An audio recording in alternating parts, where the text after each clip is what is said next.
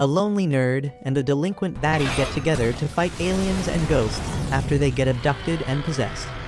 It all started on a regular day when the delinquent Momo got dumped by her gold digger boyfriend. Though he kicked her in the guts and cursed her for being broke before breaking up with her, this needy girl still gets depressed because he was her first ever boyfriend. Her best friends make fun of her, asking what the hell did she even see in that guy. She replies that he looked a bit like her favorite actor, and she always wanted an awkward masculine boyfriend like that. Her friends tell her that no one can afford a masculine boyfriend at this age when people don't even know their gender. Later, Momo drags herself through the corridors when she notices some boys bullying a poor nerd named Ken. Momo takes a seat next to the poor nerd and starts talking to him, and since the bullies don't dare to mess with her, they quickly turn their faces around. She then heads out with her pent-up stress reaching its limit, when suddenly, the nerd Ken comes there. He doesn't dare to face her, but yells that he knows Momo is in love.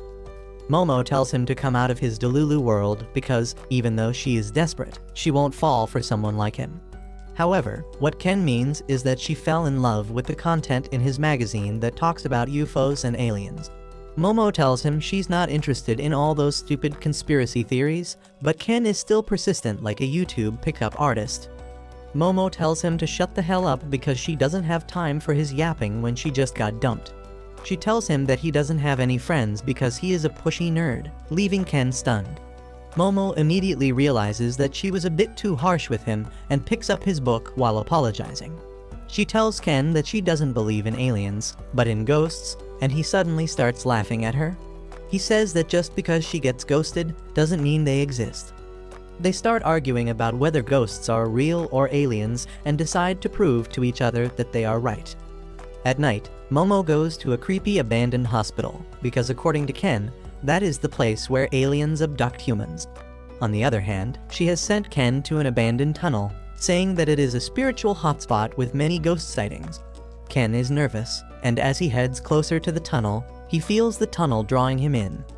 He asks Momo if she has ever seen a ghost. She tells him that she has not, but she is sure that ghosts exist because her grandma is a shaman, and she has learned all about ghosts from her. Because of her grandma, she always had to do a good luck ritual whenever she left the house and walked to the school while raising one finger above her head. Momo says she always felt odd doing that, and everyone made fun of her, so she got mad at her grandma for telling her to do something so stupid. That is why she had a big fight with her grandma and stopped doing the good luck ritual. However, she now understands that she was not mad at her grandma, but at the boys who made fun of her practices. She tells Ken that she was always proud of her grandma's unique job, and that is why she wants to believe in ghosts. Once she is done with her story, Momo asks Ken why he is into aliens. He tells her that he doesn't need a reason to like aliens, and she is fine with that. Just then, Ken sees some bloody footprints on the ground that stop right where he is standing. He immediately turns around to see if anyone is nearby, and to his horror, there is the ghost of an old hooker who tells Ken that she can give him a hawk tuah for $2. Ken freaks out and starts running away from her while screaming. Momo asks what's wrong, and he tells her that he just ran into a lewd old woman, trying to convince himself that he didn't just see a ghost. Momo tells him to stop running because the old ghost called Turbo Granny will chase after him, and if she catches up to him, he will forever be cursed. She is too late in telling this because the ghost catches Ken almost immediately, and Momo only hears his screams before the call ends and her cell phone screen turns red. She thinks that Ken is in danger and rushes to help him when suddenly, the lights of the building go out, and 3 weird-looking people appear. Momo wonders what the hell is happening and tries to run away, but the 3 men catch her. When she wakes up, she is being held captive in a special chair. The 3 men tell her that they are aliens from the planet called Serpo, where only males exist and they reproduce through cloning technology. Excessive cloning messed up their evolution chart, and they have lost all their basic emotions, so they are on Earth to find females here to help them kickstart a new generation. One alien pulls out a massive mechanical schlong out of his pants, which makes her scream, but her struggles are useless as the aliens use their hypnotizing power to put her to sleep. However, just as they are about to take away her V-card, her cell phone rings. They all stop, and one alien goes to pick it up, and then suddenly, the granny ghost comes out of it and smacks him away. She immediately proceeds to bite the balls of the alien and sends him flying. It turns out Ken's body has been possessed by the ghost, and Momo is relieved to see him even in this form. She asks him if he can help her, but Ken loses control of his body to the Turbo Granny, and one of the aliens turns into a humanoid zebra to attack her. The Turbo Granny quickly dodges the attack and then destroys the alien's body. She attacks the last alien after that, but he uses a special attack to send her crashing into the wall. Ken suddenly gets some control of his body back, and he tells the aliens that he is willing to give them anything they want if they let the girl go. He yells that since he had no friends, he always wanted aliens to be his friends. He reached out to them countless times from his childhood, but they never came. He kept getting bullied by his classmates, and no one ever acknowledged him till Momo came along and treated him like a human. He declares that he won't let anything happen to her, even if he has to become a monster for that. He turns into a ghost again, but the alien immediately shoots him and forces him to return to being closer to a human. The alien decides to dispose of him because they don't have any use for males. He then begins manipulating Momo's brain, and as she resists, she remembers how her grandma used to tell her to release her kai from the top of her head. She wonders why she is remembering it now but decides to give it a shot. She tries to release her kai from the top of her head, and suddenly, the device holding her down shatters. No one can believe what just happened, but Momo finally realizes that her grandma was preparing her for this day the entire time. She feels her body overflowing with power and sends the alien flying with a kick, and he crashes into the moon, which was actually their spaceship in disguise. The things with aliens seem sorted, and Momo tells Ken that they should escape now. However, he is under Turbo Granny's control right now, and she attacks Momo. Momo tells her to let go of Ken, and with her power, she pushes the old ghost out of his body. However, Ken begins to squirm around in pain, and Turbo Granny says that she has control of his little banana, and as long as she has that, he will remain possessed by her. Momo tells her to return Ken's manhood to him at once, but Turbo Granny tells her to come to her tunnel so that they can have a fair match if she wants to save the boy. Turbo Granny flies away with that, and then the alien spaceship heads straight towards the building. It pierces through the building, and Momo somehow gets out safely with Ken. Later, she injects her kai into his body to keep him stable. They both realize that both aliens and ghosts are real, and now they have gotten too deeply involved with them. Ken asks how he can get free from this curse, and Momo tells him that they will need to beat the shit out of Turbo Granny to get her to free him. Ken says he will go there and work it out somehow and starts walking away. He takes off his shirt and pants and tells Momo to wear them and go home. She tells him that she can't leave him alone after all this, and he asks if she is sure. He says that he is just an awkward guy, and Momo suddenly feels a waterfall between her legs because Ken just recited a line from her favorite actor. She tries calming herself down and asks Ken for his name because she never got the chance to know it before. He replies that his name is Ken Takakura, which is the name of Momo's favorite actor as well, and her mind is blown away. She immediately starts throwing a tantrum because she can't accept that her favorite actor, who was the peak of masculinity, shares his name with this wimp. She begins rolling on the ground trying to forget what she just heard, and in the meantime, Turbo Granny begins getting control of Ken's body. He asks her to give him some spiritual energy quickly, and she frantically slams him into the wall with her power. Momo then says that they need to set down some rules if they are going to work together. The first rule is that neither of them will mention Ken's name, and she will call him Okarun because he was in the occult club. Ken has no choice but to accept this rule, and they head back to the city while bickering with each other.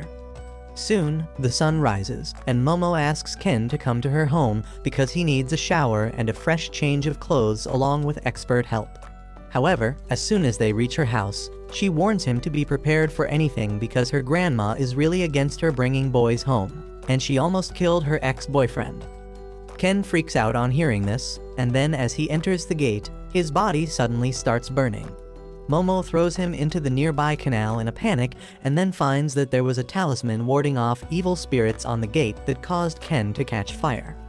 This dimwit removes the talisman so that Ken can come inside, and only after that does she notice that he got a new hairdo after almost burning to death. She leads him inside the house and finds that her granny is not home, so she tells him to wait outside the room while she changes.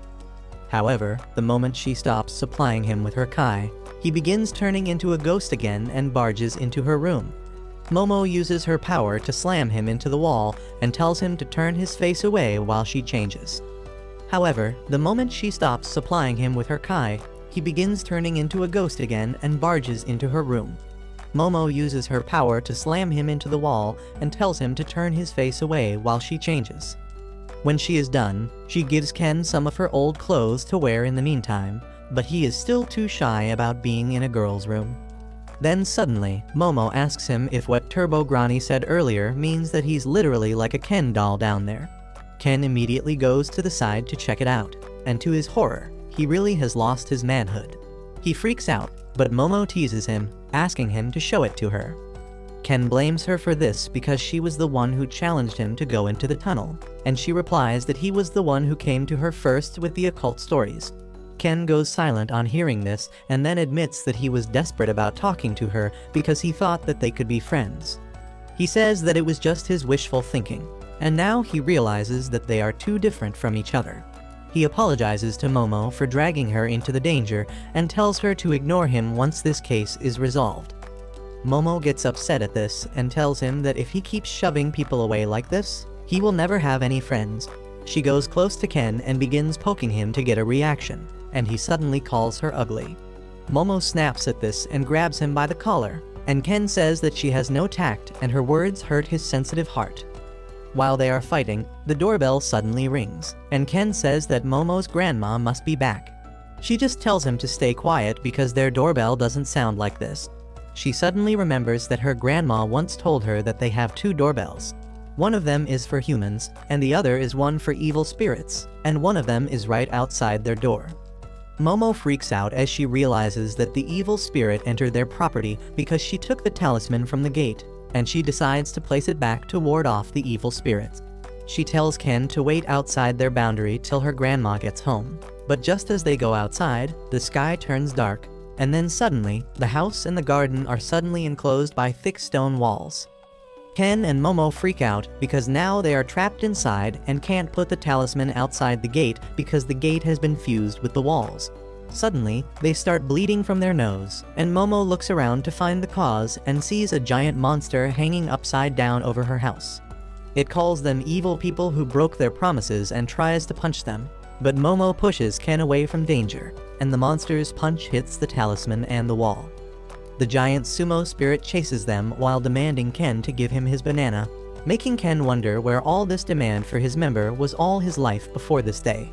He then says that the monster chasing after them is not a spirit, but an alien called the Flatwood Monster that has been sighted all over the world before. He believes that the doorbell that senses evil spirits got triggered by the alien, and there must be some similarity between the two. Meanwhile, the giant alien begins spewing poisonous black smoke from its mouth, and Momo says that if they don't do something about it, they will die. Suddenly, things become even worse as Turbo Granny begins taking control of Ken again, and while Momo tries to subdue her, the alien attacks them, destroying the house. They run away and take shelter in a storeroom where Momo manages to push the ghost back, but Ken's left hand still remains cursed. Momo tries focusing and dispelling the curse of the granny ghost entirely, but then Ken gets an idea. He asks her to let the curse take over him, because he can use that power to fight against the alien. Suddenly, the alien finds them and destroys the storehouse, and they barely make it out alive. Ken asks Momo to just release the curse on his body and keep the curse on his mind under control so that he can fight properly, and she tells him that she has not mastered her powers to that level. She still tries her best, and as the monster sends another shockwave towards them, she succeeds in giving Ken what he wants. He can now control his power fully and evade the attacks thanks to it. Momo is impressed, but to her shock, Ken has become a lazy and depressed person in this form. Just like me, but with superpowers. He drags himself towards the alien and just stands there as the alien smashes him with a clap. However, Ken dodged the attack at the last moment thanks to Turbo Granny's power and also tore away the alien's fingertips.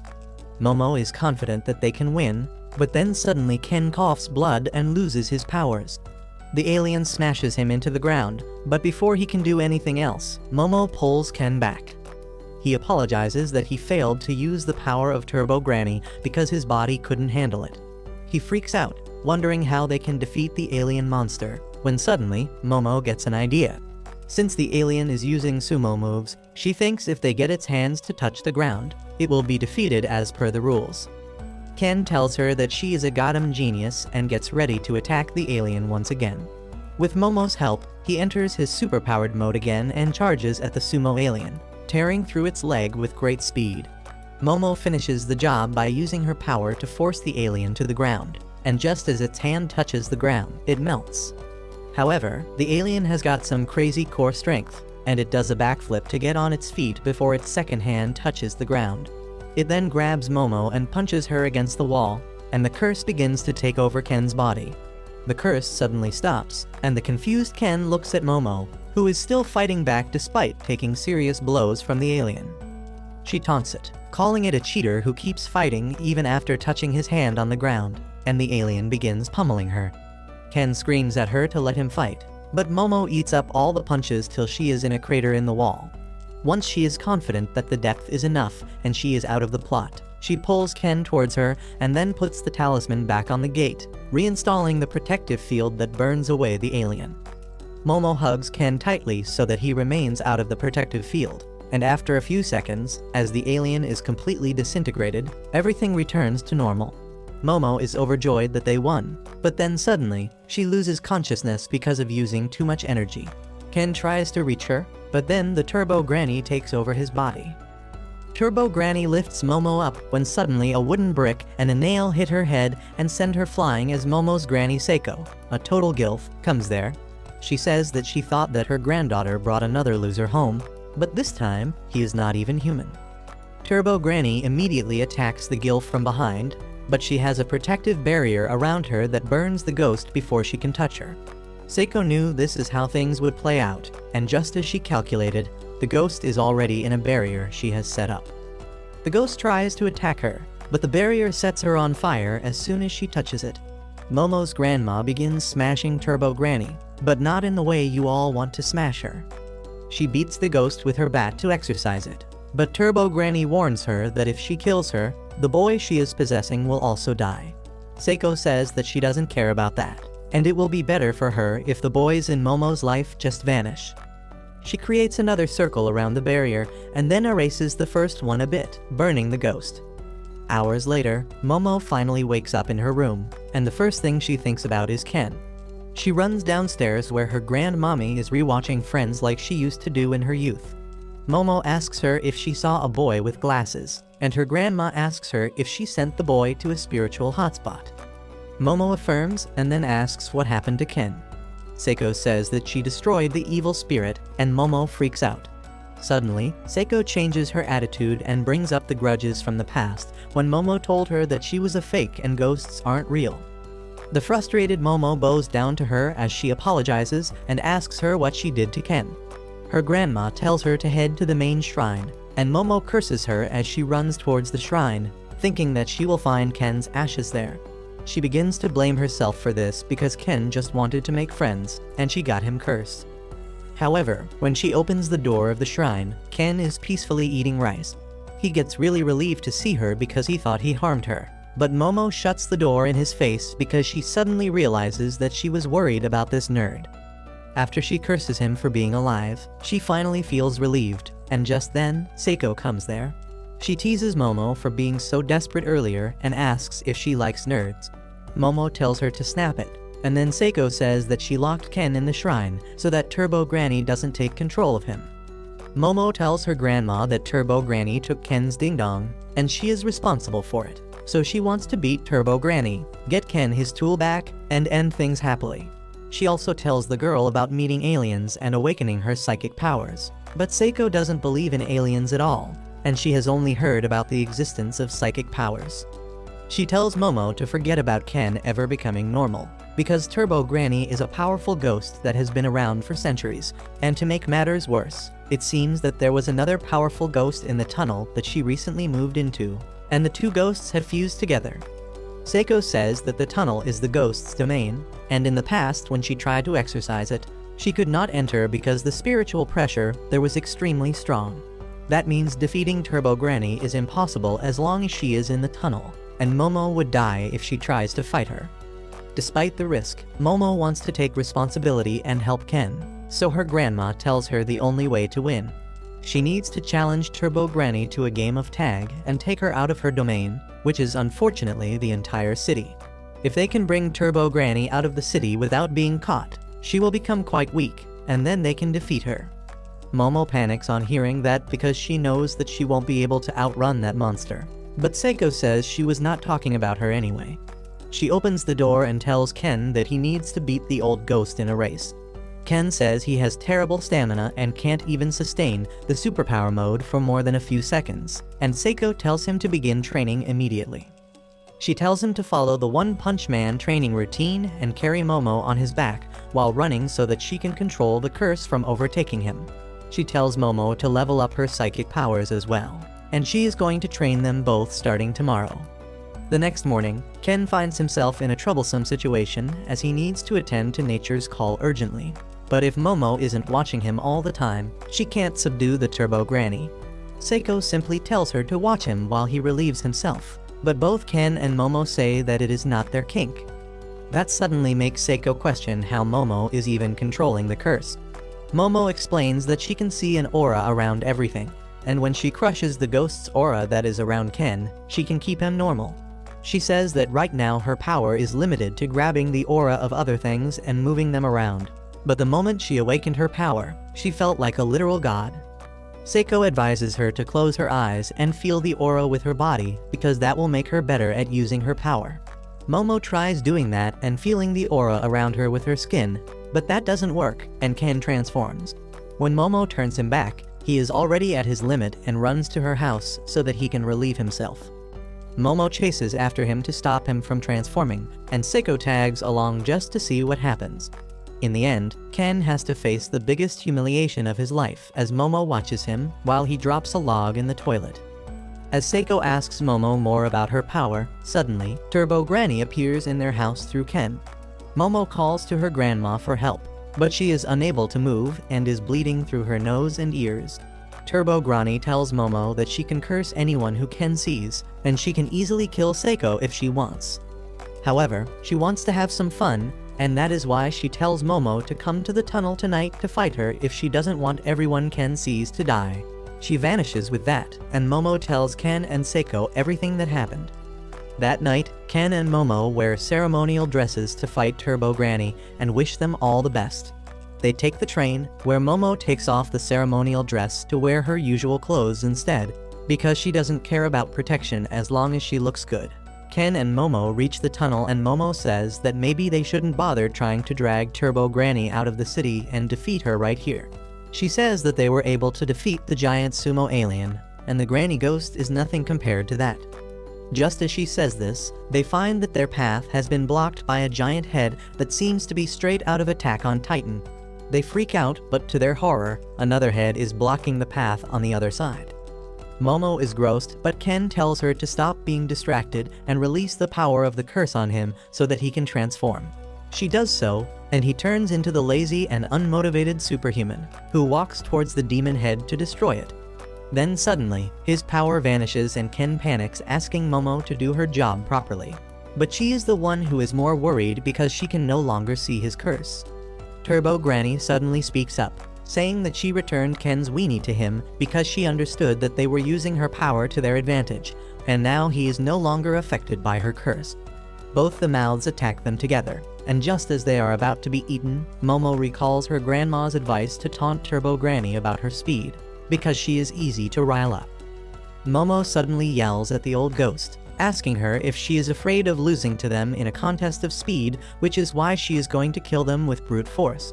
She mocks her, saying that she doesn't deserve the name Turbo Granny, and the ghost suddenly appears in her normal form to accept the challenge and asks her the rules of the game. Momo says that they are playing tag, and she wins if she catches them, but only after she has counted for 10 minutes. Turbo Granny accepts the rules, and as she starts counting, Ken and Momo run away at full speed.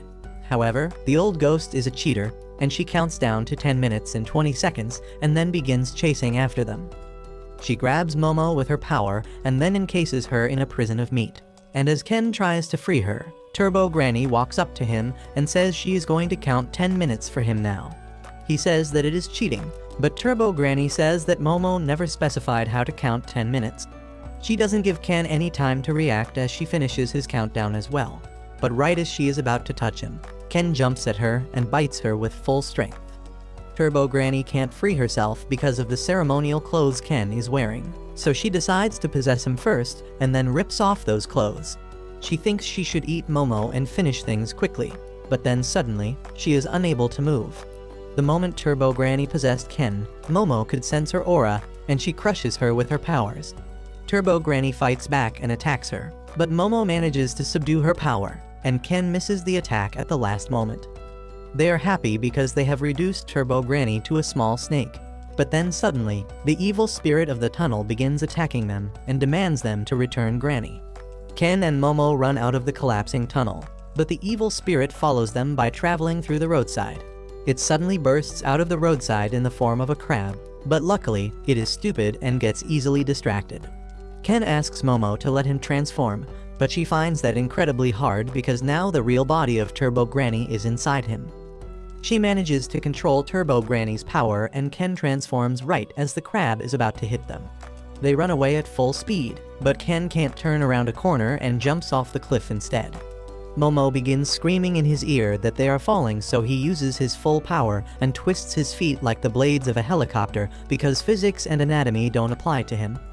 He manages to slow their fall and lands on the ground safely, but then suddenly, the crab spirit jumps on them. Momo is thrown into the air, but she freaks out as she sees dozens of faces on the evil spirit's back. She gets on Ken's back as he begins racing through the town, and people begin clicking their pictures because they think they are stupid. Momo realizes that no one can see the spirit crab, and even Ken appears normal to them. He tells her to stop worrying about small things because he is about to run out of gas. Momo comes up with an idea, and she directs Ken to a hot spring. The crab crashes into the building as it chases after them, and then Momo pours hot water on it, thinking that it will cook it, and they will be saved. Somehow her random bullshit go method really works, and they immediately resume running out of the town. Suddenly, they see a huge group of people running towards them, but only after they come close do they see that they are all zombies controlled by evil spirits. They begin running in opposite direction, and Turbo Granny laughs at them, saying that she borrowed help from some spirits at the local cemetery to stop them from going outside. They suddenly find themselves surrounded on all sides, and even the crab is back in action. Momo tells Ken to go full throttle, and he says that it won't help them get out of the city. She tells him to trust her, and turns him into his superhuman form. Turbo Granny says that she has won, because Ken can go full throttle only once since he used one charge on the helicopter move. Momo gets on his back, and Ken dashes ahead at full speed. Momo clears his path using her power and uses it to swing across the buildings like Spider-Man. They cross the horde of zombies, but the crab is still in front of them. Momo yeets a car at it, and then Ken runs over it and leaps over the building behind. Momo corrects their direction by swinging from a pole, and they can see the train that leads out of the city, but then Ken returns to normal. Momo uses her force ability as wings to slow them down and also helps Ken transform once again so that he can help them land safely. However, as they hit the ground, Ken loses consciousness after reaching his physical limits and Momo can't do much either. She tries to wake him up and then suddenly notices that she let go of Turbo Granny during the landing. To her shock, Turbo Granny and her army of spirits is right in front of them, and she fuses with a crab spirit to kill and eat them. She taunts them, asking if they plan to challenge her again, and says how long do they want the countdown to be this time. Momo suddenly says that she only needs 1 second to get away from a slowpoke like her. Just then, a train passes overhead, and she grabs it with her power, getting on it and away from the ghost army. Turbo Granny chases after her and gets on the train, saying that she has nowhere to run now. Momo says that is her line, and grabs her with her force hands as the train nears the boundary of the city where Seiko is lying in wait to finish the job. Turbo Granny strains to reach Momo, but the train crosses the city boundary and enters the barrier erected by Seiko just then. The power of the barrier burns Turbo Granny and the crab, and the spirits that were inside them are released as they turn to ash. Soon, the train stops at its final station, and Momo drags Ken to the platform, and he wakes up with his mind still in the middle of the battle. Soon, Seiko comes there to receive them, and they go to the tunnel to pay respect to the girls who were violated and killed there, and then turned into evil spirits because of that. Seiko says that shamans like her have chased after Turbo Granny for a long time, and she always was found near places where spirits of girls who were tormented were present. She says that maybe Turbo Granny just wanted to support them, but humans and ghosts should not intervene in each other's business if they want to exist peacefully. After that, they return to Momo's home, where Seiko and Momo begin fighting over crab meat, but Ken can't eat anything after everything they have been through. He soon gets ready to go home, and Momo tells him that she will see him tomorrow, making him realize that he now has a friend. The next morning, Ken hides behind a pole as he prepares himself mentally to say good morning to Momo. However, as he reaches the school gate and finds Momo waiting there, he suddenly starts getting cold feet. He thinks that she might be waiting for someone else, so he meekly ignores her, but she bumps into him and tells him that he is too late. She keeps talking about the aliens that kidnapped her, and Ken keeps listening because he still can't believe that a girl is talking to him. However, as soon as he reaches the class, he gets treated like crap by everyone as always, but Ken decides to forgive them all because he is in a good mood today. On the other hand, Momo is totally dazed out, and even when her friends shine mirrors at her, she doesn't react. They are worried about her because she didn't reply to their texts and didn't even come to school yesterday. They think that maybe she went back to her loser ex, who rejected her again, and now she is heartbroken. Momo sighs and lies down on her table, and her friends think that she is about to cry. But in fact, she is just trying to suppress the urge to talk about aliens with Ken. He too feels the same and blames himself for being a wimp and not being able to answer Momo's questions this morning. They patiently bide their time and, during lunch break, head to each other's classrooms that are right next to each other. But because of the huge crowd, they pass each other. They try to check the cafeteria and the snack distribution on not finding the other in the classroom, but timing is a bit, and they miss out on each other once again. They sit on benches on either side of a corridor and begin thinking that maybe their friendship isn't going to work out.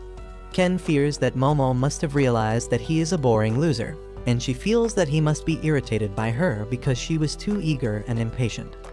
They begin heading back to their classes with their heads down in disappointment and clash right in the middle of the corridor, sharing a very short accidental kiss. They freak out because of the accident, and then realize that they were searching for each other this whole time while thinking that the other one was avoiding them. The situation becomes really awkward, and Momo tries to change the topic when suddenly, her friends who were watching them the entire time speak up. They say that Momo and Ken kissed right now and ask her if this guy is her rebound. Momo panics on hearing that and says that she will never kiss a four-eyed nerd like him, and Ken claps back, saying that he will never let a bitch with a nasty attitude kiss him either. They begin yelling at each other and say that they don't want to see each other again. They go to their classrooms, but Momo's friends totally ship them. Ken goes to the toilet to relieve himself, thinking about how he is going to apologize to Momo for this, but as he opens his zip, he finds something very wrong with his tools. On the other hand, the girls in Momo's class have surrounded her, and her friends are telling them that they just saw her kissing a cute nerd. Momo gets flustered as she tells them that it is just a misunderstanding, and then Ken enters her class, panting and sweating. He tells Momo that he needs to talk about something very important with her in private, but she dismisses him, saying that she doesn't want to. The girls begin teasing Momo for being too cold to her boyfriend, and she tells them to shut up because there is nothing going on between her and the nerd. She says that she doesn't feel like talking to him, and Ken gets upset.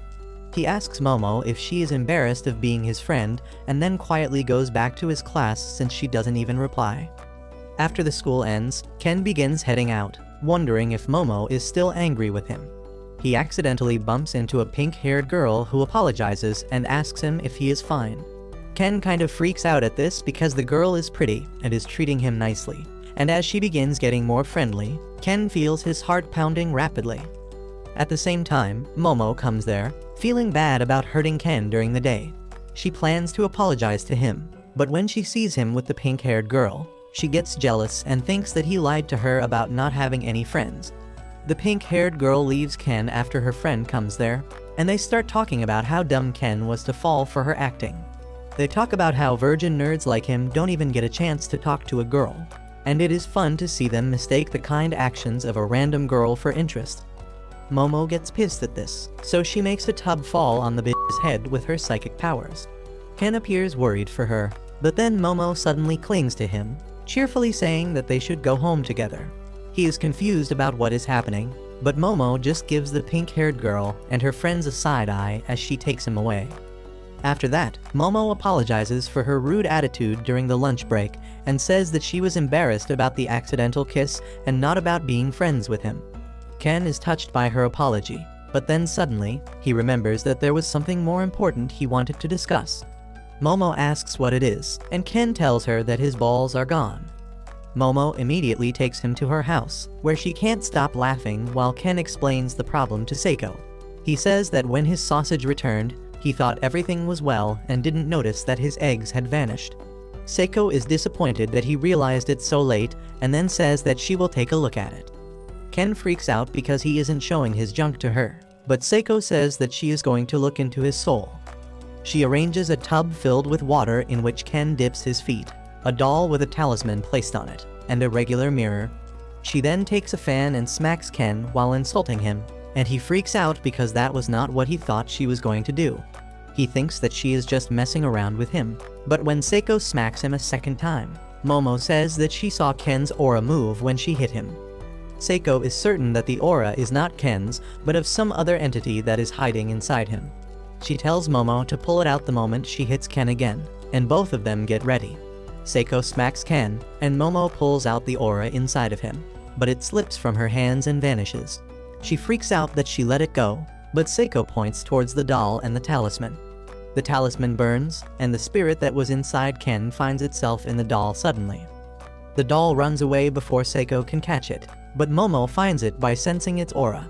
She grabs the dolls with her power and then opens the door to find them flailing on the floor and cursing them. The doll says it will kill all of them, and Seiko realizes that it is Turbo Granny. Momo and Ken are shocked because Turbo Granny was defeated in their last fight. Turbo Granny says that she is not going to die at the hands of amateurs like them and explains that the moment her body hit the barrier and started burning, she changed to spirit form and possessed Ken's body.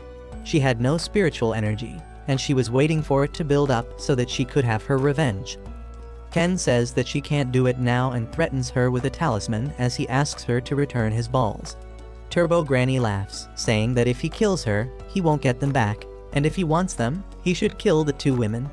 Ken gets furious at her, and in his rage, he suddenly transforms into his superhuman form. Everyone is shocked by this, and they wonder how Ken can transform if Turbo Granny is no longer inside him. Seiko realizes that Turbo Granny was trying to hold on too tightly to Ken when she hit her with a fan that expels evil spirits from people. So only her consciousness was thrown out, and her power is still within Ken. Seiko says that they have the advantage now because only she can put Turbo Granny's consciousness into something other than a doll. Turbo Granny freaks out, and Seiko begins smacking her left and right with a fan. Ken turns to normal quickly, and Turbo Granny runs out. But Seiko chases her and begins thrashing her again. Momo calls for a truce and tells the old ghost that she doesn't really hate her because of her sympathy towards the girls who were wrong. She offers to return Turbo Granny's powers if she returns Ken's marbles. Turbo Granny accepts the deal but says that Ken's precious family jewels aren't with her because she dropped them somewhere. She takes them to a park, where she tells them that Ken's marbles are covered by her spiritual energy, so they appear like solid gold balls with 2-inch diameter. Ken and Momo frantically search for the balls but don't find them, and Momo throws shade on him, saying that they possibly can't find such small things. Turbo Granny is relaxing and says that maybe some spirit or monster already took them. She explains that Ken's marbles were full of life energy, and spirits love collecting things like this because they believe that collecting life energy can turn them back into humans. Momo panics because it means finding the balls is even harder and asks Turbo Granny for help, but she tells them that it sounds like a you problem. Momo and Ken get angry at this and begin stomping on her. The next day, as Ken enters his class, some guys immediately get friendly with him, asking if he is dating Momo. Ken says that he is not, and they ask him to hook them up with Momo because she is a smoking baddie. Ken finally realizes that Momo is pretty because this entire time he was so happy about finding a friend that he didn't notice. He then suddenly begins punching himself to get the impure thoughts out of his head, when suddenly, the boy says that they have heard that Momo just lets anyone sleep with her, and he has been looking forward to that. Ken gets angry as he hears this, and Turbo Granny's power begins leaking from his body. He grabs the boy by the collar and transforms, telling him to stop spreading fake rumors about Momo. The boy is brought down to his knees by the intimidating power, and Ken frantically apologizes as soon as he turns normal. The boys are confused because they couldn't see anything change about Ken, who runs back to his seat and tries to hide how scared he is, when suddenly, Turbo Granny pops out of his bag and asks him if he is enjoying her power. Ken freaks out, grabs his bag, and runs outside the classroom. Once they get to a quiet place, he asks her what the hell is she doing outside Momo's house, and Turbo Granny says that Seiko let her roam free because she can't do anything in the form of a toy. She then tells Ken that her power is causing trouble for him and says that if he lets her back inside his body, she can take the power with her and leave him peacefully. Ken is not falling for that and stuffs her back inside, when suddenly he hears someone's voice. He freaks out, but fortunately it is Momo. He is about to tell her about Turbo Granny, but she shushes him, and Ken drops the bag. He then looks at Momo's face and confirms that she is indeed cute and starts shying away from her. Momo runs after him but fails to catch him, and because of that, her mood turns sour. Her friends ask if she had a fight with her boyfriend, and she repeats that he is not her boyfriend. Her friend says that Ken is a good guy because she heard that he fought some boys in his class because they were bad-mouthing her and calling her a hoe. Momo is even more confused about why Ken is avoiding her now. On the other hand, the person behind the rumors is the pink-haired bitch named Era, who has a superiority complex, and she thinks that she is the reason everyone comes to school. Because she was humbled the other day when a tub fell on her head and Momo took Ken away, she wants to get back at her by spreading rumors that she is an easy rider. However, the reason for her hatred is not simply petty. She was able to see Momo's psychic power that day, and now she is convinced that Momo is a demon, and she is the hero who has been chosen to stop her. This Delulu dummy has proof that she is the chosen one because she has a golden ball that fell from the sky, which is obviously a sign from above. It all happened on the day Ken and Momo were fighting Turbo Granny on the train, and she dropped Ken's marbles. One of them landed on Era's head, and as she picked it up, she became able to see the spiritual world. Ever since, she has been carrying Ken's left nut in her pocket and caressing it often, unaware of what it truly is. Suddenly, her friends come with some things she asked them to bring, like an exorcism handbook and an old cross. She plans to defeat Momo with it, and her friends rethink their life choices that brought them close to her.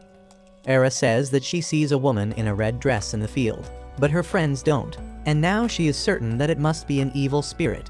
She hides behind the wall, but as two boys come there, she begins acting like a clueless girl with them. She signals her friends that they will do the hero stuff after school, and coincidentally, Turbo Granny sees everything. During the lunch break, Ken and Momo are having lunch together, and he still can't face her. Turbo Granny is there too, and she gets into a quarrel with Momo, but Ken stops them and says that Turbo Granny said that she found one of the golden balls. She says that a girl found one of the balls, and that might have awakened her hidden spiritual powers that make her able to see spirits. However, that also means that the spirits can see her, and she can be in danger.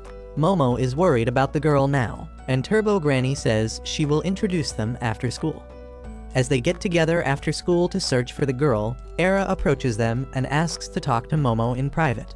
She seems quite sincere, so Momo decides to deal with her quickly and tells Ken to wait for her. And only after they are gone, Turbo Granny reveals that Era is the girl she was talking about. Era leads Momo to an abandoned warehouse, where her friends were lying in ambush. They pin Momo to the ground and zip-tie her arms, and then Era sits on her and tries to exorcise her with the cross. Momo uses her power to throw her friends into the trash, and Era is even more sure that she is the demon now. Since her cross is not working, she takes out the golden ball and presses it to Momo's face, saying that it is the holy weapon that will help her save the world. Momo tries telling her that she is pressing Ken's family jewels against her face, but Era doesn't believe her. Just then, Ken comes running there, telling Momo that Era is not the bad guy here, but she is being targeted by someone very evil. Just as he says this, an evil spirit pounces on Era, taking her with her. The spirit calls herself Era's departed mother, and claims that she has been watching her all this time, and now that Era is finally able to see her, she wants to always stay with her. Ken transforms to free Era, but the spirit is faster than him and easily catches him. She swallows Ken whole, and Momo tries to stop her, but she can't use her full power because her hands are tied. The spirit smacks her away and then swallows Ken, before turning to Era and telling her that she has been waiting for her to see her for 10 years since the first time she was able to see her accidentally in childhood. Era is unable to process anything, and she asks the spirit if she is not Momo's minion. Just then, Momo appears out of the rubble and tells the spirit to give Ken back. Era realizes that the spirit is not related to Ken, so she suggests that they work together to defeat it. Momo doesn't want anything to do with her when suddenly Turbo Granny crawls out of the rubble with a smartphone she swiped from Momo's friend. She searches about the spirit online and finds that she is a rookie called Acrobatic Silky. On the other hand, Era calls Silky a monster and says that she has the power to defeat her. This upsets Silky, who swallows the girl whole, and then blames it on Momo for corrupting her daughter's mind. She shoots out her hair and grabs Momo, while Turbo Granny refuses to help her in this situation. Silky asks Momo to apologize, but she tells her to eat shit, and the enraged spirit swings her around, dragging her through the walls and then slamming her into the ground. She has blindfolded and strangled Momo and asks her to call her mommy if she wants to be forgiven. Momo calls her a piece of shit, and the enraged Silky swallows her too, and then begins crying for her child. Suddenly, Turbo Granny comes to her and tells her to release the kids she swallowed if she wants to live. Silky asks her what she can even do in this form, and Turbo Granny says that she could just give her good advice, and she did that. Then suddenly, Silky catches fire because she swallowed her hair along with Momo, and the cross Era had was actually a lighter. Momo used that lighter to set her on fire, and Silky is forced to vomit everyone out as she pulls out the tuft of burning hair from her belly. Silky thinks about the time when she was still a human and had lost her daughter. She kept running around the city frantically, trying to find her, and that memory makes the feeling of Era being taken away from her even more intense. She curses Ken and Momo for taking away her daughter and throws steel beams at them with her hair. They run away through the narrow spaces in the warehouse, and Momo tells Ken that she has a plan. Silky finds them just then and hits Momo away with her hair before turning her attention towards Ken. She attacks him, but thanks to his transformation, he is able to evade her attacks while carrying Era. Silky uses the tricky layout of the warehouse and her acrobatic skills to close in on Ken, and then knocks him away with a kick. Era is unconscious and defenseless now, and Silky begins approaching her. She has come to the fact that Era won't call her mommy anymore, but she still wants to be with her forever, and her idea of doing that is devouring the girl. She begins walking towards Era, when suddenly she finds that she cannot move ahead. Silky wonders what is going on, and then Momo comes to tell her that her own power has turned against her.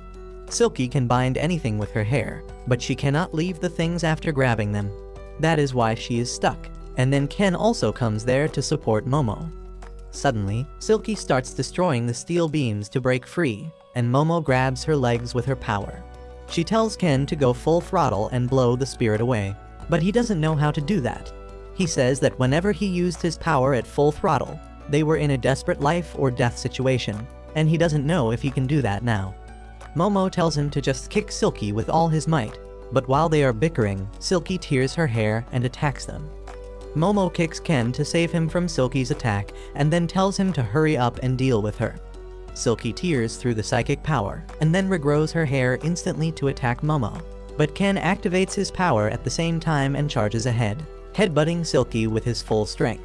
He slams her through the wall and into the next building, knocking her out.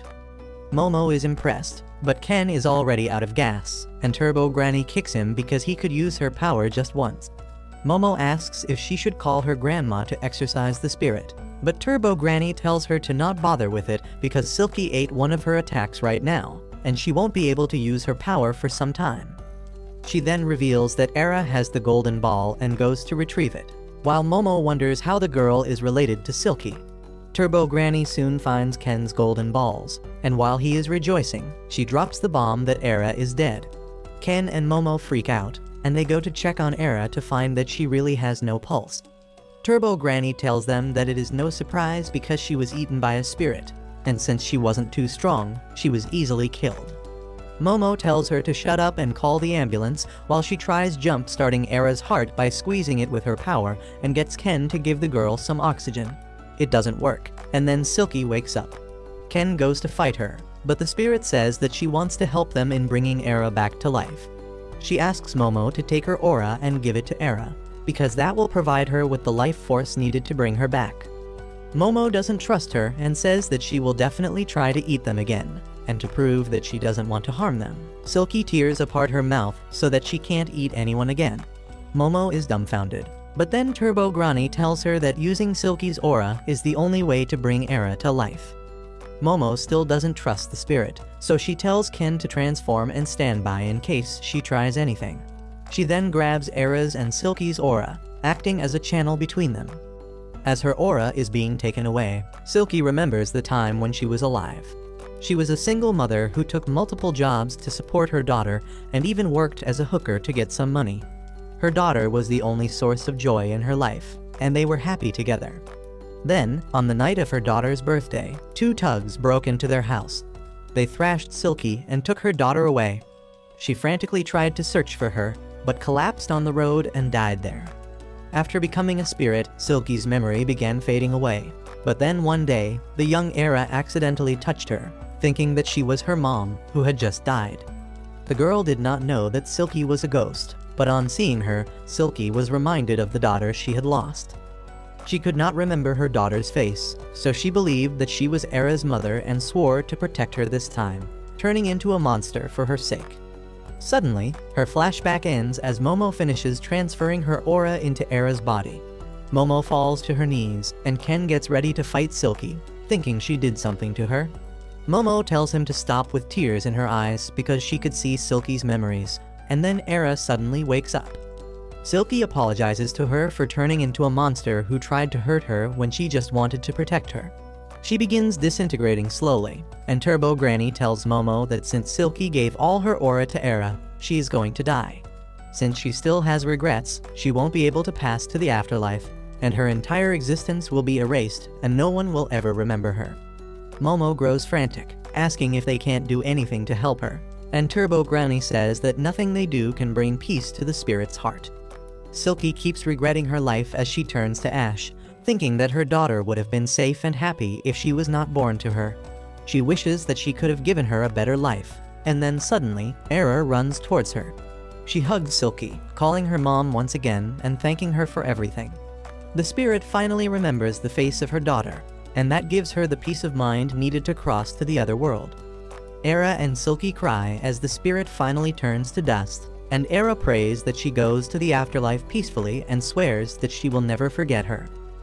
Later, everyone goes to Momo's home to eat, and Ken has one eye on Momo while the other on Era as he tries to figure out which one of them is more beautiful and where does he have a bigger chance to score. Momo suddenly asks Era if she hates her because she dropped a tub on her head. She says that it was not a big deal, and she doesn't want them to stay enemies over it, so she is ready to apologize, but only if Era apologizes to Ken for making fun of him. Era keeps slurping her noodles as she tells Momo that she is certain that she is a demon, which is the real reason she considers her an enemy. Momo slurps her noodles even more aggressively as she tells Era that she is dumb and stupid, and she got everything wrong. Era immediately points towards Ken and asks that if she is not a demon, why was Ken looking like one as he fought Silky? On top of that, Era refuses to believe that a beautiful and young woman like Seiko can be Momo's grandma. Seiko immediately folds on hearing this, and she takes Era's side, saying that Momo really is a demon. This further fuels Era's delusions, and she thinks that everyone here is a demon and Momo is their leader who wants to destroy Earth. Momo has enough of her bullshit, so she stuffs her mouth with noodles and starts speaking like a mumble rapper, and no one understands her. Era does the same, and they begin circling the table as they throw insults at each other in Goo Goo Gaga Duolingo, while Ken focuses on the noodles. After Era has her full, she decides to leave the house with a warning to Momo that she will defeat her the next time. Seiko encourages her, frustrating Momo, and then suddenly, Era returns to ask Ken why did he save her numerous times despite being a demon. Ken replies that he doesn't need a reason to save someone, and Era is moved. She says that Ken still has a human heart inside him, and swears that she will save him from Momo's control one day. She runs away with that, leaving everyone bewildered at her Delulu level. Soon after that, Ken finds himself in a pinch as Turbo Granny decides to insert his family jewel back where it belongs. It turns into a full-fledged baseball game as Seiko takes up a bat to hit Turbo Granny's throw. Luckily for Ken, she misses the shot, and the golden ball hits right where it should and reattaches to his body. Ken screams in pain, which is proof that there is something between his legs that can get hurt, and he is glad and embarrassed at the same time. The next day at the school, Momo begins wondering where to find the second ball. She suggests talking more about it during lunch break, but Ken says that he has to work on a report. She suggests going to an internet cafe after school, but he makes another excuse to turn her down. Later, when Momo goes to eat lunch with her friends, they ask her why is she not with Ken. She tells them that he was trying to keep his distance from her, and she thinks that he is hiding something suspicious. Her friends poke her, asking if she thinks that Ken is cheating on her, and Momo doesn't even say that they are not dating this time. She suddenly thinks of how Era seemed to be interested in Ken, and she can't help her curiosity. She tells her friends that she is going out to buy some drinks, but on the way, she keeps wondering if it will be right for her to approach Ken when he told her that he was busy. Suddenly, she finds him lying on top of Era in a risque position, and she drops the juice as her heart sinks on seeing them together. A few minutes earlier, Ken was working out by himself to grow stronger for the challenges he is going to face in the future since he doesn't want to rely on Momo forever. Suddenly, Era approached him and began talking about how she is a human and he is a demon, which means they can never be together. However, that was not going to crush the feelings she had suddenly developed for Ken, and she decided to confess to him. She began moving towards him and leaned in for a kiss, but Ken panicked and smacked her face as he pushed her away. He asked her what the hell is she doing, and she told him that she read in a book that she is supposed to kiss the person she is confessing her love to. Ken freaked out and asked what kind of book says that, and Era told him that it was one of her dad's corn collections. Ken told her to change her reference sources and then tried getting away from her, but Era was not ready to let him go. She began wrestling with him as she tried kissing him, saying that she is having these feelings for the first time, so she is going to kiss him no matter what. As they kept struggling, Era tripped Ken, causing them both to fall to the ground. She closed her eyes and pouted so that Ken would kiss her, and that was when Momo found them. As Momo drops the juice boxes, Ken's attention goes towards her, and he freaks out on realizing that she is going to misunderstand things. He tries to tell her the truth, but she just calls him the worst piece of shit she has ever seen and walks back to her class. Ken follows her, trying to clear the misunderstanding, but Momo doesn't want to hear anything. She lashes out at him for lying to her, and Ken can't say anything in return because he did indeed lie to her. After returning to her class, Momo enters depression as she can't get the feeling of being cheated out of her head. She loses all energy and starts having fits of madness, and her friends are really worried about her. On the other hand, Ken keeps working out in the middle of the class, realizing that it is all his fault for lying to Momo. He wanted to grow stronger without letting her know so that he could appear cool, but it backfired gloriously on him. Suddenly, he notices that the floor under his feet has been flooded, and his classroom is completely empty. He wonders what is happening, when suddenly, he hears Era's cry for help. He rushes outside to see her, and finds that she is scared because the school has been surrounded by complete darkness, and the water level is constantly rising. She thinks that Momo did this, and that makes Ken worried about Momo. He goes to her class to check on her, but she is not there. On the other hand, Momo is facing the same thing. The school seems to be completely locked down, and there is no one around. She begins worrying about Ken, but just thinking about him pisses her off. Suddenly, she hears something approaching her and finds that it is a relative of the Loch Ness Monster. She hides behind the wall as she wonders what that monster is and what is it doing here. As she tries taking a peek at it, her feet create a ripple in the water that reaches the monster and alerts it of her location. Momo crouches to hide and fear grips her as the ripples from the monster coming towards her grow stronger. The monster then pukes out a lot of water, and then releases a destructive laser beam that it shoots all around the corridor, totally ruining the building. However, on not seeing anyone dead from it, the monster decides to move away. Momo is somehow safe after that attack, and she grows even more worried about Ken now. On the other hand, Ken and Era hear the sound of the monster's attack, and Ken realizes that this incident must be like the time they were assaulted by an alien in Momo's house. He tells Era about it, and she finds it hard to believe that aliens exist. As Ken assures her that aliens exist and they are really interested in human reproductive organs, a monster suddenly appears in front of them. This mutated Hitmonlee attacks Era without warning, but Ken transforms into his superhuman form to take her away from danger. He tells her to get lost because he can't fight while protecting her, but then suddenly, he begins feeling a powerful pressure that undoes his transformation and slams him to the ground. Suddenly, the 3 weird aliens that kidnapped Momo in the past appear around him. They tell Ken that they want his banana, and Era steps up to protect him. Ken tells her to run away because she is in the worst kind of danger right now, but the aliens are not interested in her right now. They shoot her away with their force attack, and wonder how did she enter the barrier they set up so that only people with high spiritual power could remain in the school. They then tell Ken that they want his banana because it is special. He has shown powers that are beyond science, and they want to research them and transplant them into themselves. Ken feels completely powerless right now, and he tries telling them that it is the power of the curse and he is actually a weakling, but the aliens say that they will find everything about it in their research. They lift him up and begin tearing his clothes so that they can cut off his banana and study it, when suddenly, they are tied down by pink hair and a fast spinning thing hits them.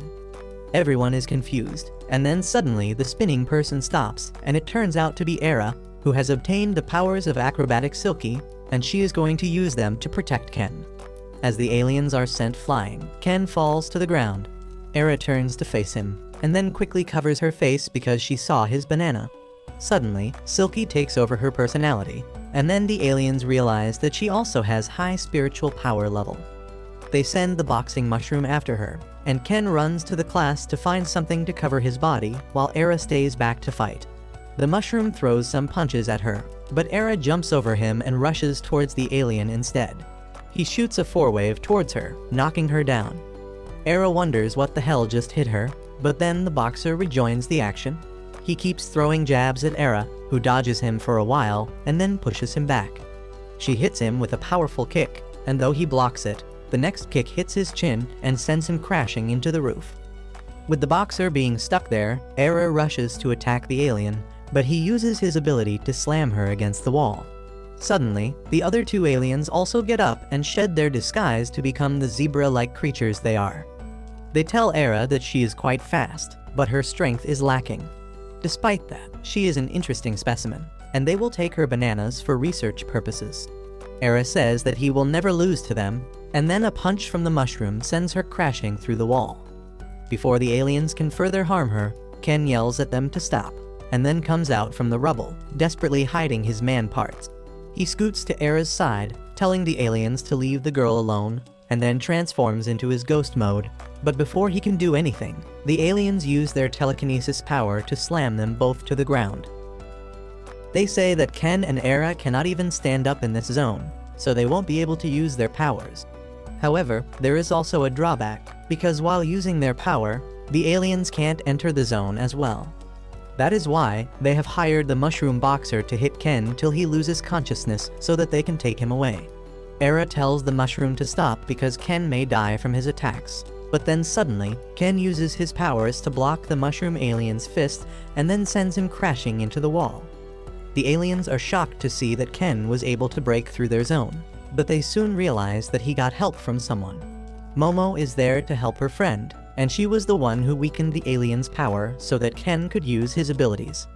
Ken says he is really glad to see her, but Momo has still not forgiven him for the misunderstanding earlier. Thanks to her help, Ken and Era get up to fight again, but as they charge ahead, Momo sees Ken's ass, and she immediately loses control over her power. The aliens use this chance to pin all of them to the ground, and then they go to wake up the mushroom so that he can do his job. He says that he has lost his energy, so the alien decides to give him some protein using his mechanical banana.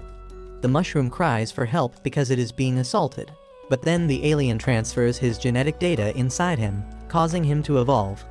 The mushroom evolves into a zebra-striped mantis and launches some super-fast jabs at Ken and Era. Momo regains control and holds the aliens back. They tell the mantis boxer to get her first, but Ken and Era get up to defend her.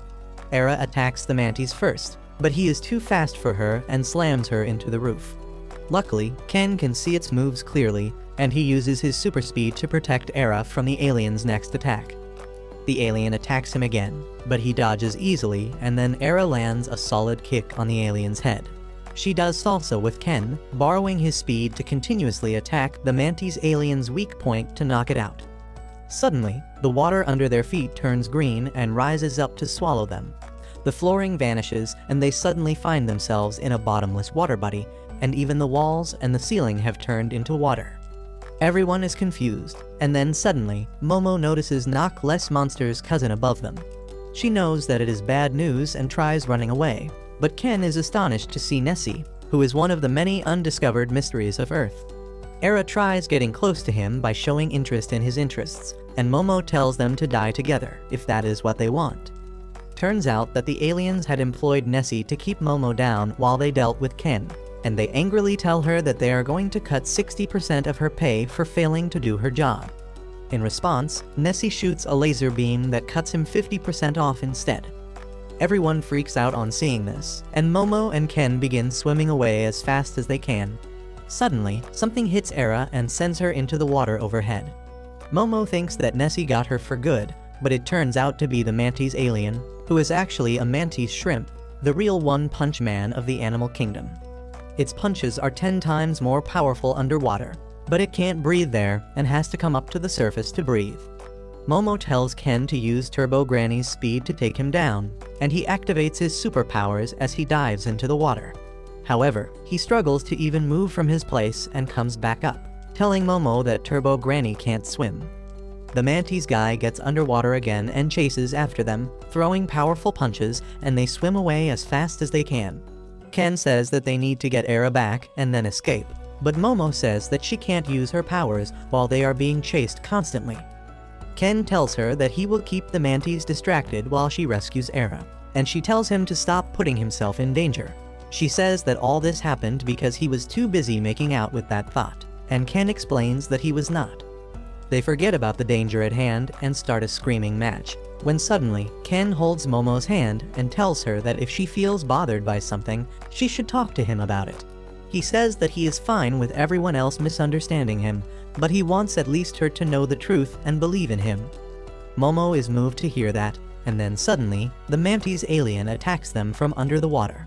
Ken quickly gets himself and Momo to safety, and as they are in the water, they find themselves really close to each other. They get out, and the flustered Ken promises that he won't touch her again, but Momo gets an idea. She hops on Ken's back and uses her psychic power to propel him at super speed through the water. The mantis alien follows them, but Momo makes Ken take off, and they enter the water body above them.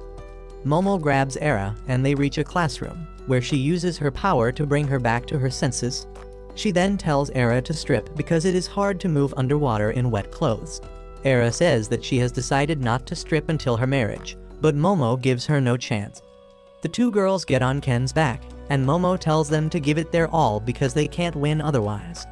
They dive underwater, unaware that the last surviving alien decided to fuse Nessie and Mantis with him to become even more powerful.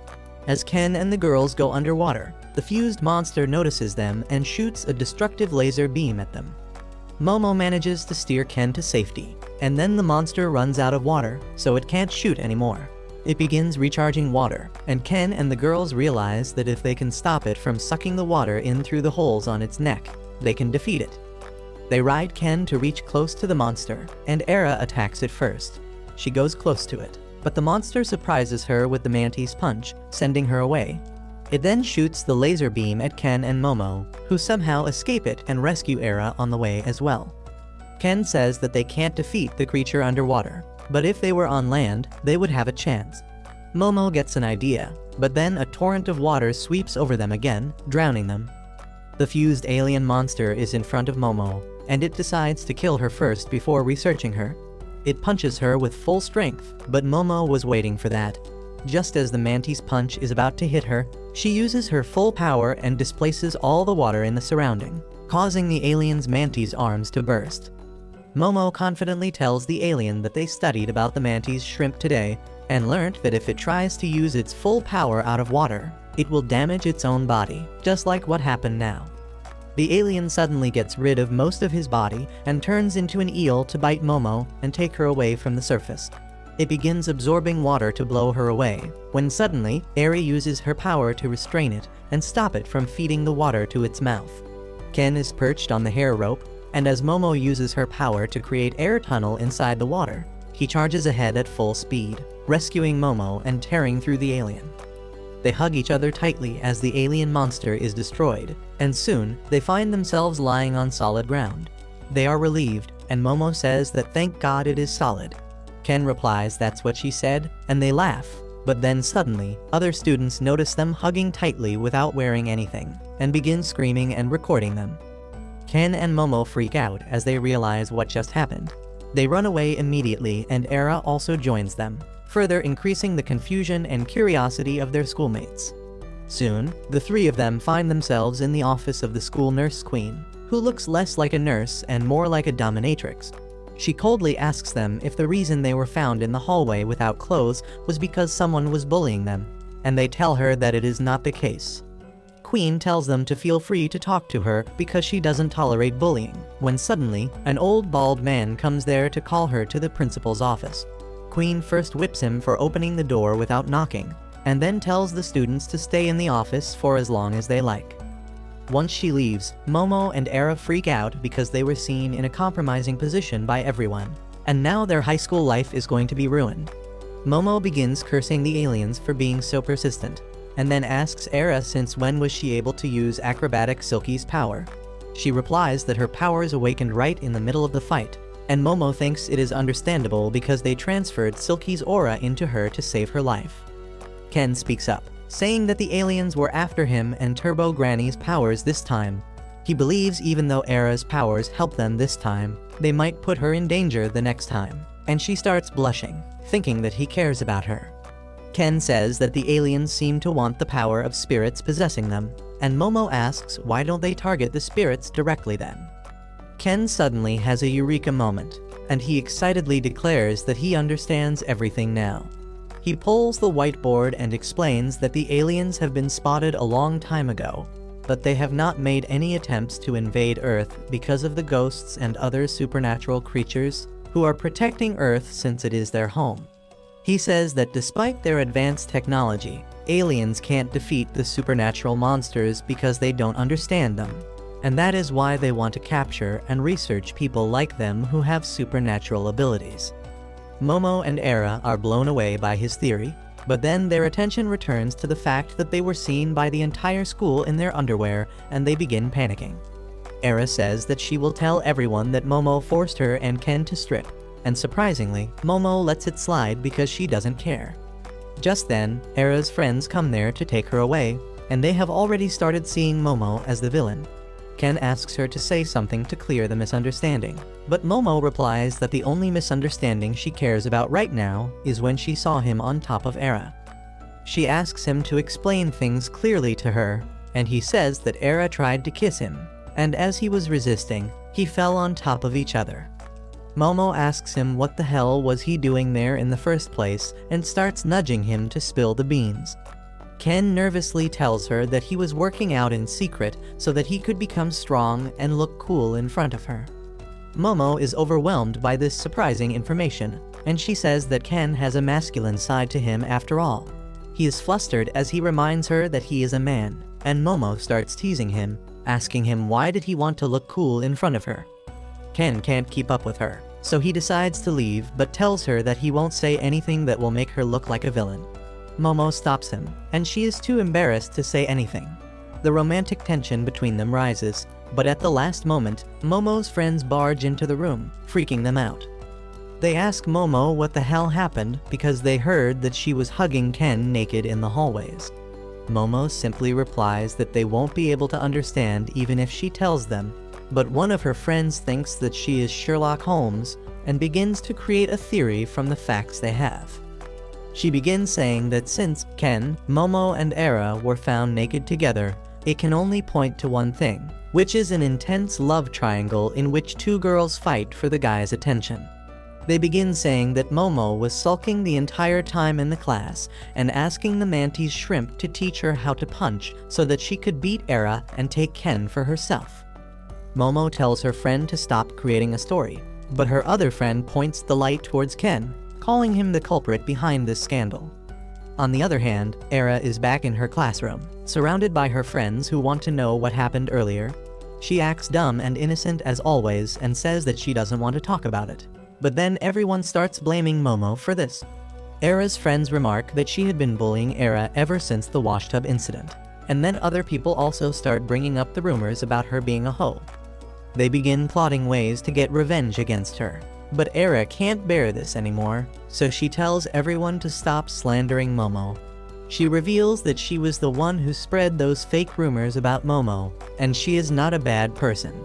She leaves the class with that, and goes outside to bang her head on a bench because she just sacrificed her popularity to keep Momo safe. Momo arrives there soon, and they start bantering again while discussing how things went in class. Suddenly, they hear a familiar voice and turn around to find the mushroom boxer in front of them, covered in a white fluid. He says that he won't return home empty-handed because he has to make money for his family, and Era and Momo quickly get into battle mode. However, before the mushroom can do anything, he passes out, and in his dream, he sees his crying son and wife bidding him goodbye as he goes to work. He wakes up with a start as the dream ends, and to his shock, he is lying in a bed, covered in bandages. He is confused about what is happening to him, but in front of him, Momo is telling her grandma that this guy here is a real alien. Seiko refuses to believe that, and says that he looks like a water spirit called Kappa instead. The mushroom boxer gets up and takes his stance, but Momo tells him not to try anything because her grandma won't show any mercy. Suddenly, his feet hit the plate of food Momo had prepared for him, and he grits his teeth in desperation before falling to the ground and then starts crying. He says that no one has ever been so kind to him, and swears that he will never harm them again as he stuffs his mouth with food. After that, Seiko treats everyone to a lavish lunch as always, and they start fighting amongst each other as usual. After that drama ends, the alien tells them that he is from a war-torn planet and his son is sick. If he is not given blood transfusion each day, he will die, and to afford that, he needs a lot of money. He says that while other members of his species are strong and work as soldiers, he was weak and had to take any odd jobs he could find. He then starts crying about his weakness because he couldn't earn enough money to save his wife's life when she was sick. He apologizes for hurting Ken and others and starts crying again. Suddenly, Ken volunteers to offer his banana if that is going to fetch a good amount in alien market to help the poor guy. Momo asks him if he has lost his mind, but Ken says that he just wants to help a person in need, and he can always go and reclaim his banana. As they begin quarreling about that, the alien suddenly agrees with Momo that getting a huge amount of money in one go will not help him, and he needs to find a proper job. He refuses to be a burden on them anymore and decides to leave them alone. But then Seiko tells him that he stinks. Ken takes offense to that and calls her racist, but she doesn't give a shit about his political correctness.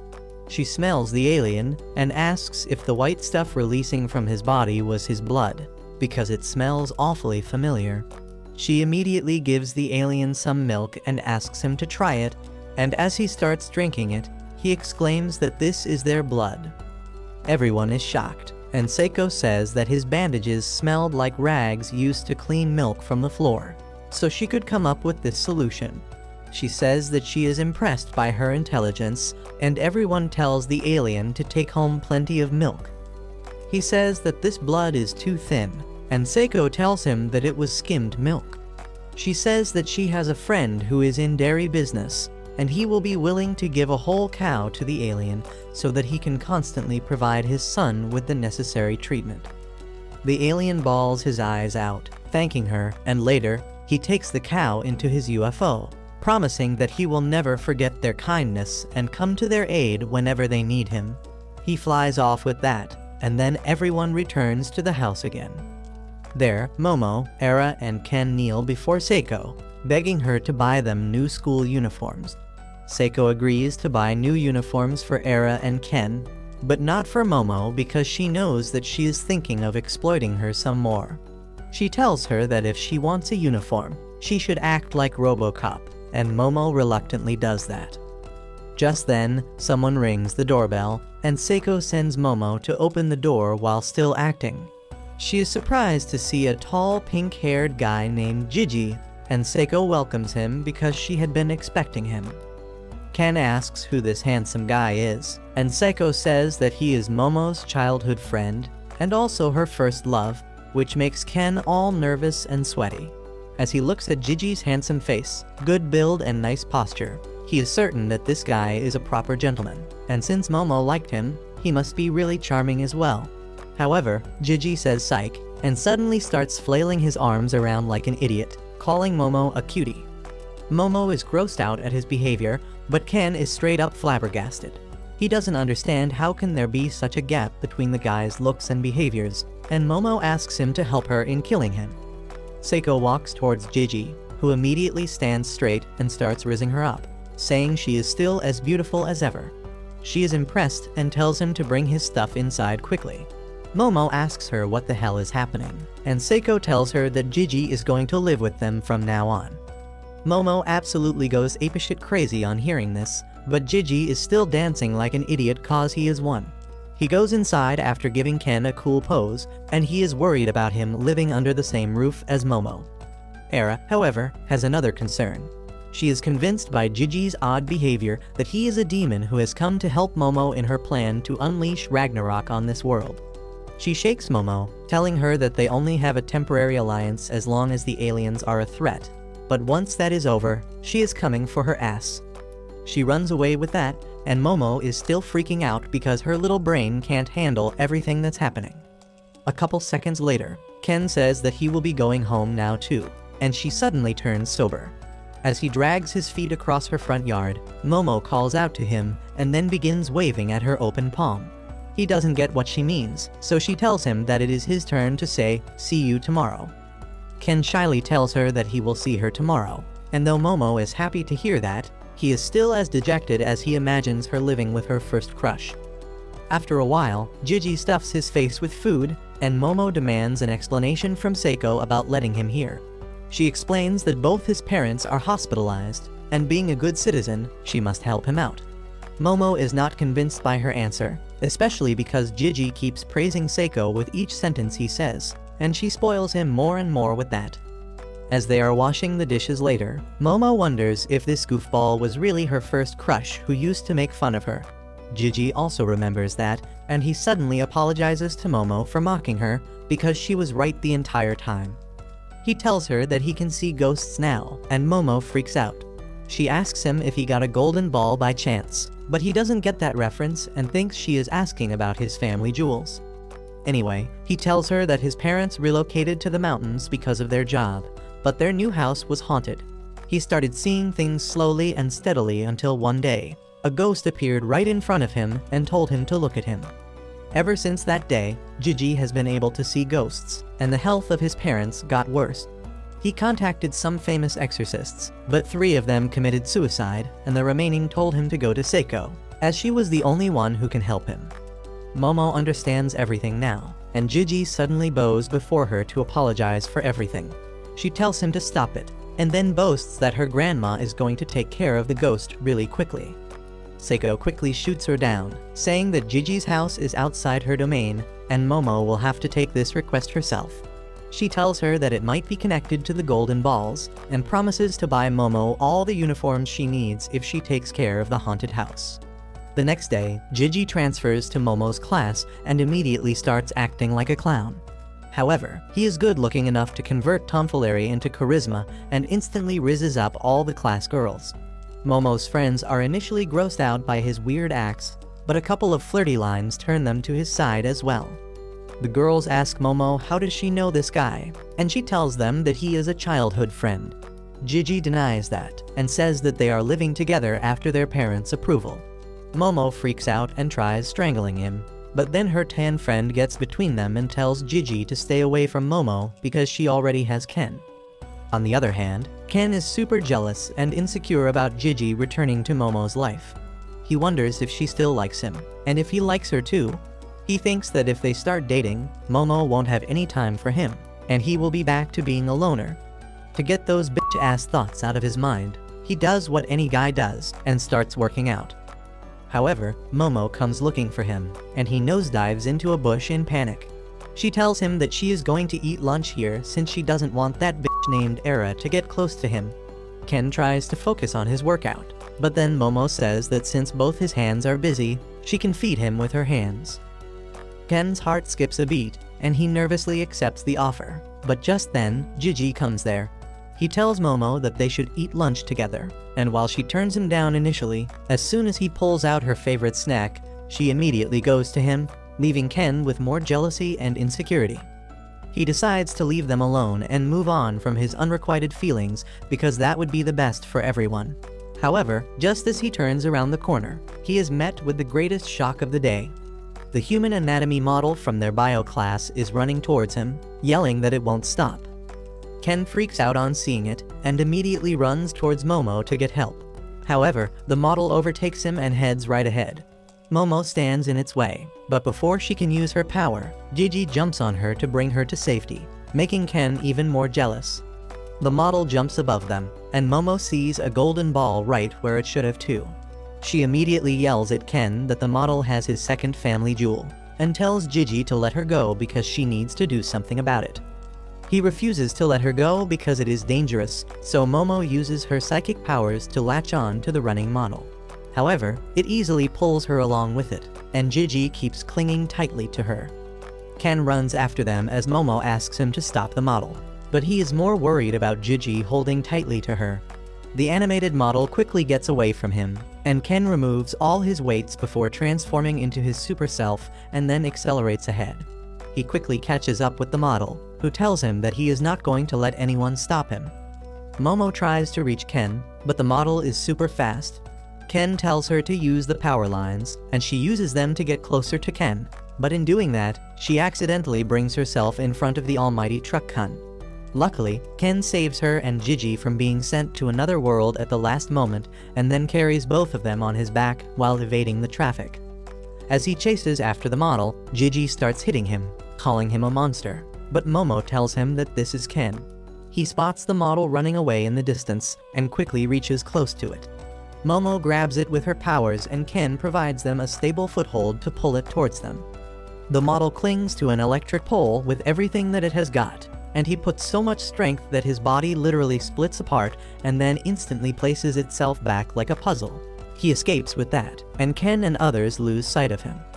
As they are frustrated, Momo hits something in her hand, and suddenly, she hears a loud cry coming from the model. She follows the voice and keeps squeezing the thing in her hand to follow its cries to a dumpster.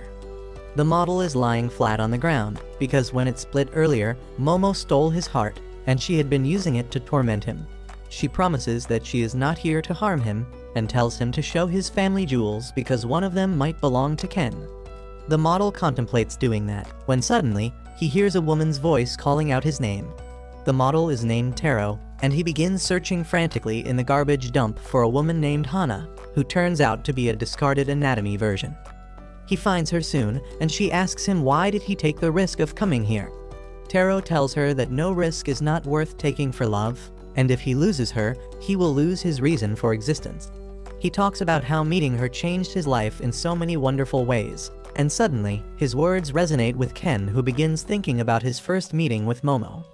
As he hears the anatomy model talk about how he is ready to do anything for the sake of his love, Ken decides to man up and be serious about his feelings as well.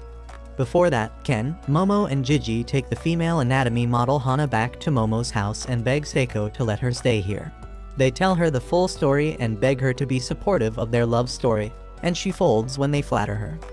She then asks what happened to the male model, and Momo says that he is going to stay in the school during the day, and at night, he will come here to meet Hana. Seiko tells Hana to keep her lovemaking with her boyfriend quiet because she doesn't want to hear their parts creaking at night. She then asks about the glistening ball that Momo saw on the model, and she replies that it was just a Christmas bell and not the real deal. With that, the business talks are over, and Seiko tells Momo and Ken to lay out the dinner table. Meanwhile, Gigi ended up getting humbled by Turbo Granny in the stuffed toy. Once he gets back on his feet, he says that Momo and Ken have some super amazing powers, and he wants to have something like that too. He then starts acting like a creep in front of Momo, which makes her laugh and also makes Ken jealous. He remembers the intensity of the male anatomy model when he confessed his love to his girlfriend, and he decides to stop holding back. He leaps at Momo, saying that there was some lint in her hair, and then instead of getting embarrassed, he says that he is going to struggle with all his might. She asks him if he ate his grandpa's meds today, but Ken starts circling Gigi like a monkey and yelling that he is only looking at her ever since they met. Gigi just thinks that he is his brother from another mother, and they begin to act like monkeys together till Seiko tells them to shut up. She then tells Momo to pack her clothes and especially her underwear because she is going to stay at Gigi's house over the weekend. Momo is embarrassed, but Ken is shocked. He wonders if he is going to be the protagonist of an NTR manga, but Momo tells him that she is just going to exorcise a ghost in Gigi's house. He is still not satisfied and asks if she is going there alone, and she says that she was going to ask him to come with her later. Ken tells her that she should have done that sooner. Later that night, the male anatomy model runs out to meet his lover, scaring the bejesus out of the 4 students who were here to shoot a new video to upload on the hub. He runs through the city, boards a train, and then reaches near Momo's house. But on the way, Truck Kun hits him, shattering him into pieces. Meanwhile, Momo keeps Hana company while she waits for her boyfriend, but he doesn't come and Momo falls asleep. Only after the sun rises, the male model comes there and hugs Hana, saying that he overcame all obstacles to be with her. When Momo wakes up after that, she finds them kissing and tells them to get a room.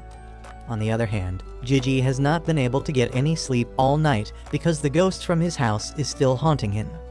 Later that day, Ken, Momo, and Gigi board a train to his house.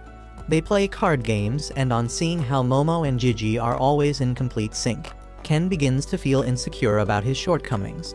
He decides to get her attention by yelling that he will start talking about aliens on Earth, and Momo suddenly starts getting interested. Ken pulls out a book and begins telling her about how certain aliens disguise themselves as animals, and he believes that most of the giant snakes in this world are actually aliens. Gigi chimes in, saying that there is also a 200-year-old legend about a giant snake in his area too, and Momo eagerly says that she wants to see the giant snake. Gigi says he will show it to her later, but she will have to stay close to him at all times. Ken tries to show her a picture of the shrine of a mummified kappa, but the one who takes more interest in it is Gigi. He says that he wants to see a kappa and the Loch Ness monster too, and Ken suddenly gets lost in the conversation. He says that the pictures of Nessie are fake, but he saw the real deal just a few days ago. Gigi is blown away by this, and as he keeps on talking about the supernatural, Ken realizes that talking with him is fun. Gigi says that he respects Ken as a friend, and that shocks him because he didn't think they were official friends. Gigi acts heartbroken, saying that he thought that since Ken was Momo's friend, he is going to be his friend too. Ken apologizes, saying that he is just an awkward fellow, and that gets Momo's heart racing because it's the dialogue of her favorite actor. When Gigi asks her what is up, she refuses to tell him, and he throws a tantrum. Ken now realizes that Gigi is a really good person, and his weirdness makes him easy to befriend. He can't even hate him for hogging all of Momo's attention now, and wonders what should he do. Anyway, they soon reach his city, which turns out to be a hot spring town. Gigi tells them that his dad researches volcanoes, so he moved here to study the nearby volcano. Ken asks more about the volcano, and Gigi says that it erupted 200 years ago last time. They keep on walking and soon come to a flight of stairs. Gigi excitedly tells them to follow him, and as they somehow reach the top of the stairs, another set is waiting for them. Gigi doesn't even wait for them, and by the time they finally reach his house, both Ken and Momo are exhausted. He asks Momo if she sees any wicked aura around his house, and she tells him that it looks totally normal to her. She decides to head inside first, but Ken notices something in the woods. He doesn't have time to ponder on that as he follows them inside, but it turns out that the creepy, ugly people of the town have gathered to give them a not-so-warm welcome. Once they enter the house, Momo inspects every corner, but she doesn't find anything wrong. She comes up with the theory that when the spirit mediums sensed something wrong with the house, the ghosts must be active. But right now, they are inactive and hiding. She says that just like in Turbo Granny's case, if the ghosts are hiding, it means that they don't have enough power, and that means she can easily take care of them. Gigi is really happy to hear that, and he begins massaging Momo's shoulders. She is happy to receive his flattery and tells him to bring some juice for her, and he immediately leaves. Momo then asks Ken to sit next to her and relax, because the ghosts will probably come out at night, and they need to recover their strength before that. Just as Ken sits down, Momo tells him that she is going to the hot springs, and tells him to play with Gigi in the meantime. He is worried that it won't be safe, but Momo assures him that she will return before it gets dark. Just as she leaves, Gigi comes with the juice, and on learning that she is gone, he asks Ken if they should play some football. He starts teaching Ken right from the basics, which includes how to kick the ball. Ken finds that he is really pathetic, but he hopes to become better and impress Momo. As he is about to kick the ball with his full strength, Gigi suddenly asks him if he likes Momo, and Ken freezes. He says that Momo is his first friend, and he respects her a lot. But when Gigi says that he likes her face and personality, Ken replies that he likes that too. They start having a competition about who likes Momo more, and that suddenly makes Ken much better at football. They keep fighting during the entire time, but then suddenly, Ken sees something weird about the house. There is a wall next to the house, but there is no room in that location, and there seems to be no other use of the wall as well. On the other hand, Momo decides to get out of the hot spring since she has relaxed enough. But just then, a whole gang of ugly bastards come there. They enter the bath, telling Momo that she must be a real bitch for coming to the mixed bath despite her age. They start approaching her and Momo gets terrified as she wonders what she is going to do now. Meanwhile, Ken and Gigi find that one outer wall of the house is hollow, and it is right next to the mystery wall they saw outside. Gigi says that they should break it because it must have some clues about their case, and as he makes a hole in the wall, he finds a room full of talismans. On the other hand, Momo decides to use her psychic powers to beat the men and run away, but before she can do anything, one of them emerges from the water and grabs her hands. He pushes her under the water, and Momo gasps for breath, realizing that she might get the Diddy Party experience without the baby oil.